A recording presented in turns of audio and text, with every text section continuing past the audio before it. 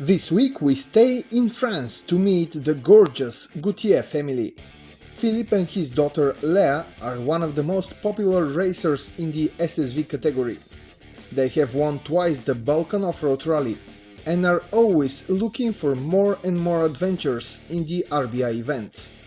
Philippe is a Dakar veteran who explored the classic African roads during the years.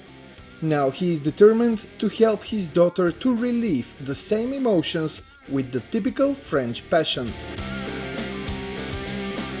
Bon, bonjour, je m'appelle Philippe Gauthier et je suis venu au Breslau parce que c'est une course qui est sympathique et on retrouve une belle famille. Et je suis venu avec un SSV parce qu'avant je faisais de la voiture et de la moto, mais je peux plus. Voilà, je suis un peu plus vieux, plus fatigué. Léa Gauthier, je suis copilote de mon papa et pilote. On alterne les postes sur le Breslau. De pouvoir partager une passion commune en famille. De pouvoir partager une passion en famille. Ouais, pour moi, c'est construire quelque chose qui nous rapproche, qui nous soude, c'est l'expérience de chacun qui nous sert. On va tous dans le même sens. C'est cet esprit-là pour ça qu'on vient, nous, par la route. On met 3 jours pour venir, parce que l'aventure aussi, elle commence dans la préparation, dans le voyage.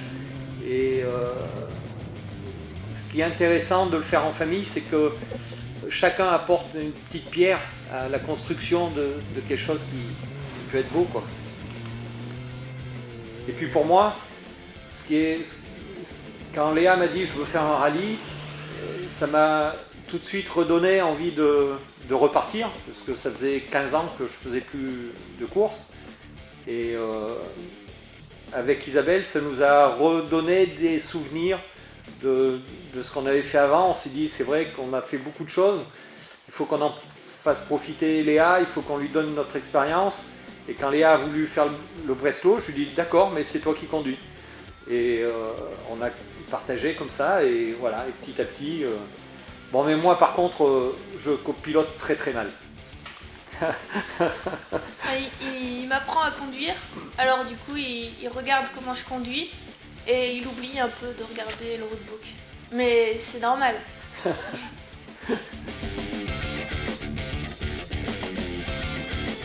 On regardait pas le classement au début. On a regardé qu'à partir de la deuxième moitié. On voulait pas se stresser. J'avais dit à Léa, avec l'expérience du Dakar, je lui ai dit jusqu'à la moitié de la course, on ne va pas regarder le classement. On ne sait pas si on est premier, si on est dernier, peu importe.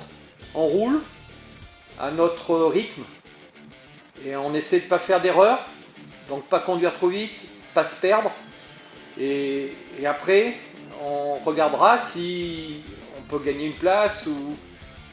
Et à mi-parcours, quand on est allé voir le classement pour regarder si on pouvait gagner une place, on a vu qu'on était déjà devant. Donc on a dit, bon, parfait. Et le dernier jour, on s'est perdu. C'est Léa qui conduisait et c'est moi qui avait le roadbook. Et on s'est perdu ensemble. Et là, j'ai eu très très peur. C'est parce que c'était de ma faute. Et après, elle a très très bien conduit. On a eu, on l'appelle Cruella, comme Margarita, qui klaxonne, maman. Et c'est pas possible, il roule trop vite la voiture. Et quand on s'est garé, on a eu peur. Et puis après, ça allait mieux, on s'est habitué à conduire. Et la première année, c'était très intéressant parce qu'on a fait beaucoup, on changeait, une spéciale chacun. Et on se battait avec quelqu'un qui s'appelait Nils. Et on le voyait assez souvent avec son Can-Am et voilà. Notre adversaire, c'était Nils. Parce qu'il a beaucoup d'expérience avec le Dakar et je trouve qu'il conduit vraiment bien, donc du coup j'essaye d'apprendre en le regardant conduire. Et il m'aide quand je conduis, il me donne des conseils. Bon, je pense que le vrai rallye raid, c'est pas du pilotage pur, c'est l'expérience.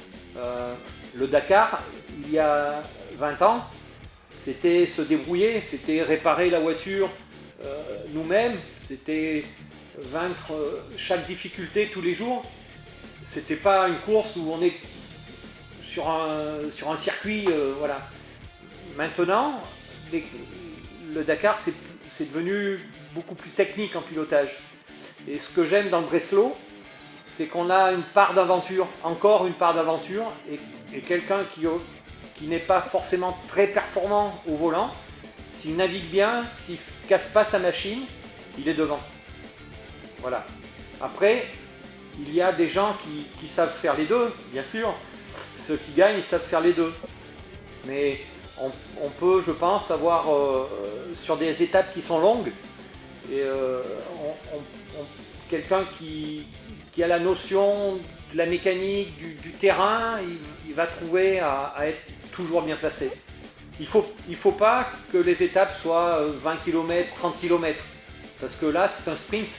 Ce n'est plus ce qu'on appelle un rallye raid. Rallye raid, c'est 200 km, et puis 200 km, tu crèves une fois, tu n'as pas le droit de crever deux fois, sinon tu crèves deux fois, t'as plus... Voilà, c'est toute cette gestion-là où il faut faire attention. Et moi j'aime beaucoup ça. L'année dernière, pas cette année, l'année dernière, on a eu un grave accident.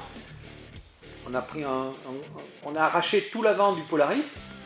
Bon, on est resté 2h30 à trouver une vis ici, un morceau, voilà. Et on a réparé et on a roulé.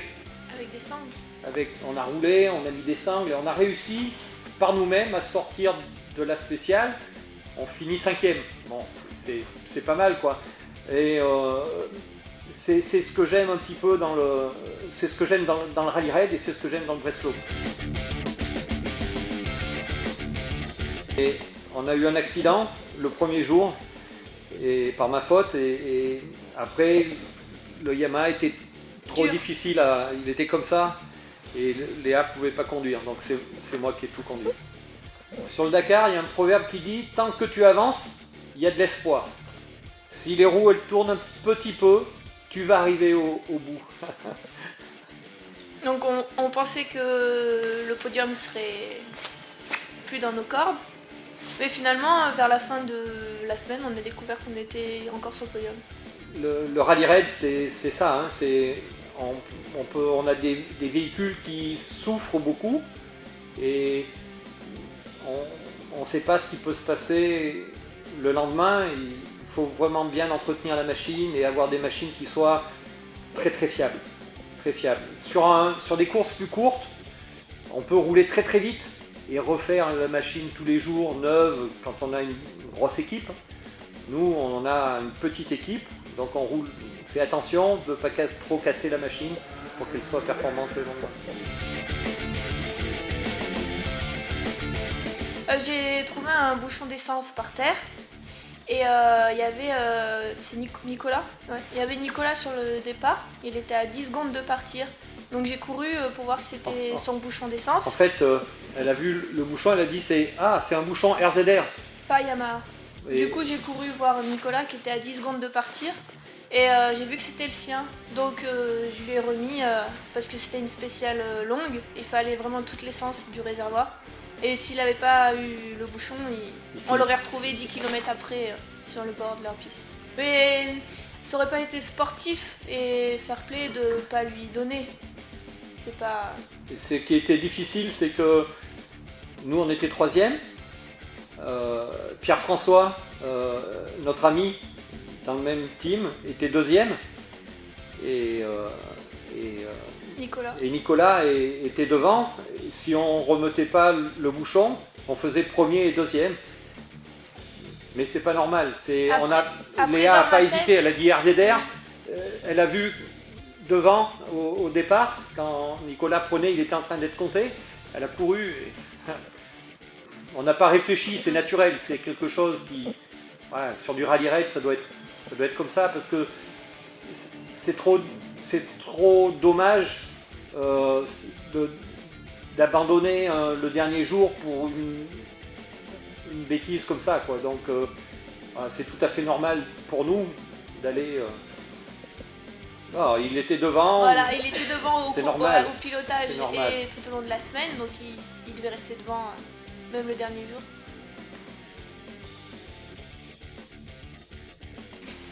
Dans 10-15 ans, j'aimerais pouvoir faire le Dakar en moto. Et avant, faire le Breslau en moto dans 5-6 ans, oui. Ouais. Je sais pas, ça me plaît beaucoup, mais tous les ans je dis je vais arrêter. Mais bon. Mais si Léa décide de le faire en moto ou en SSV, je ferai l'assistance, voilà, il n'y a pas de problème. Ce que je trouve bien sur le Breslau, c'est qu'on en a parlé un petit peu ce matin, c'est la ressemblance d'esprit avec le Master Rally, l'ancien Master Rally qu'avait organisé René Medge. C'était le soir, c'était une famille, on avait le temps, on arrivait pas tard, et ça c'est bien. Sur le Dakar, si tu n'as pas d'assistance, tu peux pas, tu arrives tard, tu repars tôt, c'est pas la vie, c'est une course que la course. Sur le Breslau, comme sur le Pékin, tu arrives à 4h d'après-midi, tu vois l'organisation, tu vois les copains, tu as le temps de... Tu as l'apéro, bien sûr, mais tu as le temps de discuter, de parler avec les gens. Et ça, il faut le conserver.